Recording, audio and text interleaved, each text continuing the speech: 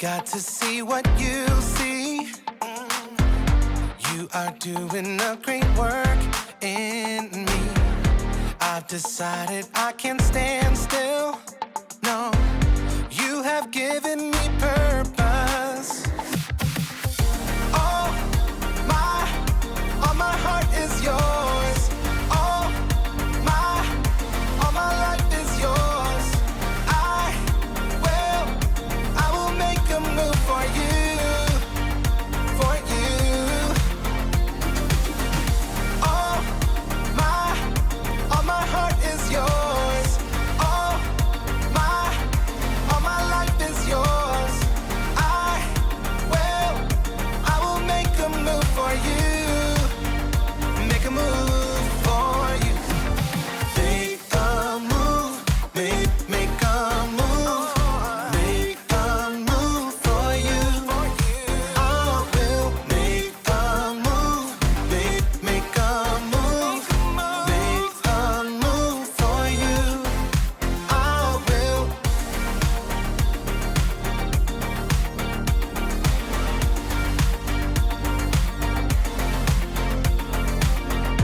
I'll take up the call to serve you.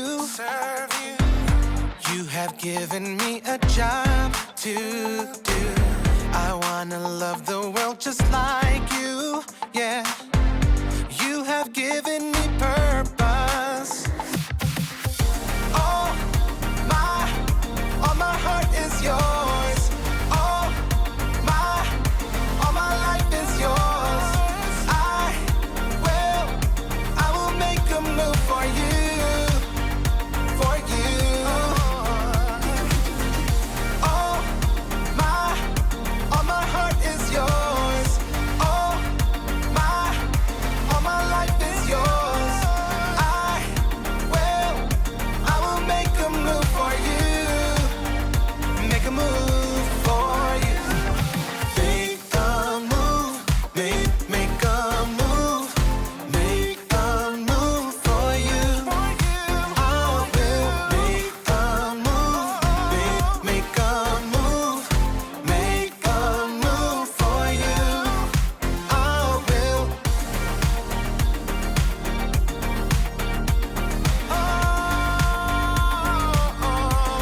Make a move.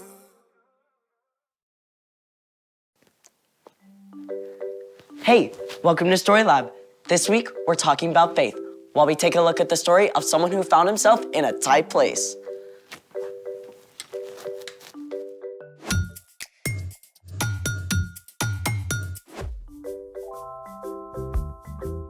Hey, I'm Skylar. And I'm Sebastian. We're talking about faith, which is trusting in what you can't see because of what you can see. I see something really cool. What's even more cool is what you can make with these. Well, what are they? Mosaic tiles. Oh, for like stepping stones and stuff. Or for some of the most amazing art in the world. Let's move. This is Parc Güell in Barcelona, Spain. That whole long wall is just full of mosaic tiles. Yep, including this little guy. Aw. And check this out. Wait, is that a staircase? Yep, the 16th Avenue tiled steps in San Francisco. It's like walkable art. You have to look down for this one too. Okay, that is epic. Exactly.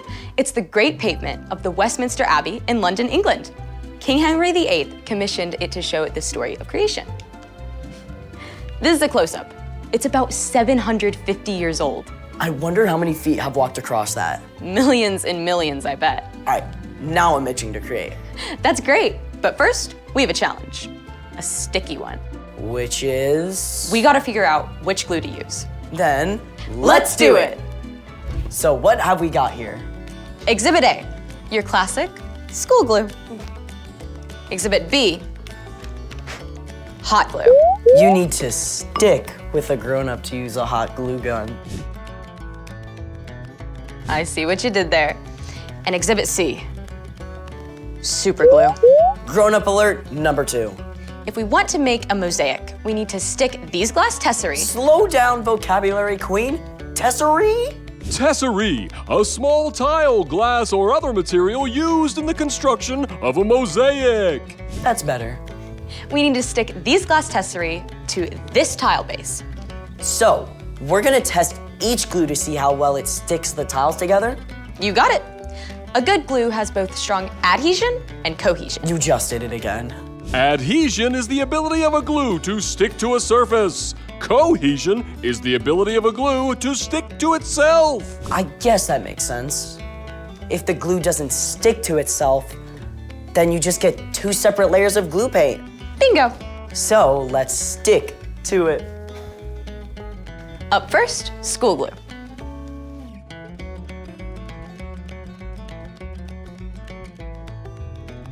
Hot glue's ready. There we go. Okay. And finally, super glue.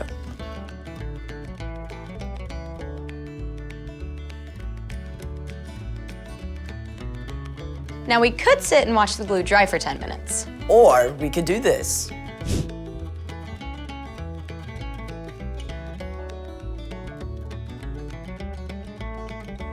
Now I'm gonna see if I can pop them off with a little pressure. Nope. Oh. Nope. School glue down. We still have hot glue and super glue in the running. Now we try greater pressure to pry them off. Nope. Nope. I guess we have a tie. Looks like they both stuck it out. I'm ready to get my mosaic on. But first, it's time for... The story before the story. Today, we're in the book of Acts, which tells us the story of the early church. But before Acts, way back in the very beginning, out of a deep, deep love, God made an amazing world. But when people turned away from God, the world was broken. God made a plan to draw people back into relationship. So, at the right time, God sent Jesus, God's very own son, to live among us. Jesus gave up his life and was killed. But on the 3rd day, he rose to life. After Jesus returned to heaven, the early church grew quickly, with the help of God's Spirit. When the believers faced trouble in Jerusalem, many of them scattered to other places, taking the news of Jesus everywhere they went. But other believers still remained in Jerusalem. Which is where our story starts. Take it away. Hi everyone, I'm Erica. During this time, King Herod ruled over Judea. He was Jewish, but served the Roman government. And just like the Jewish religious leaders, he wanted to stamp out the Jesus movement. Herod even arrested the Apostle James and had him killed. When Herod saw how much this pleased the religious leaders, he sent soldiers to arrest Peter too. Now, Herod had seen strange things happen among the believers, like when Peter and the other apostles had been arrested before, they had mysteriously turned up back in the temple courts. Herod was not taking any chances. He had Peter chained up between 2 guards with 2 more guards at the door. 4 separate groups of soldiers were assigned to the job.